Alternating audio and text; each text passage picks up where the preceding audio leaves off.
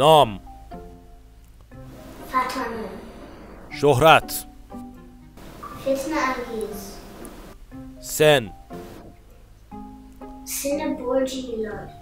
محل ارتکاب جرم رو نمیگم، سن یعنی چند سالته؟ 7 سال و نیم. از کجا رقص ترکی رو یاد گرفتی؟ به دستور عوامل بیگانه از بچگی تو گوشمون هدفون گذاشتن و برای من آهنگ پنجره داندش گلیر آی بری باخ پخش کردن. این توته از کی و کجا طراحی شده بود؟ از روز جشن تولد جمهوری اسلامی. چطوری وارد کشور شدین؟ به ناو هواپیما بر رفتیم آذربایجان و هواپیما ما رو بلند کردن.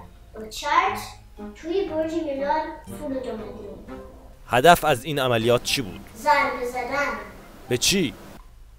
اونش سری بود، با ما هم نگفته بودن. طرحتون چی بود؟ قرار بود با رقص ما حواس مسئولین نظام پرت بکنیم، بعد هلیکوپتر آمریکایی برن اهواز، بعد با اتوبوس ها برن سمت تهران. پس چرا نیومدن؟ چون عید بود اتوبوس ها پر بودن و براشون بلیت گیرشون نیومد. الگوت توی زندگی کیه؟ الگوی قلبیم الهام چرخنده است، ولی با من دستور دادن سوفیا لورن باشه.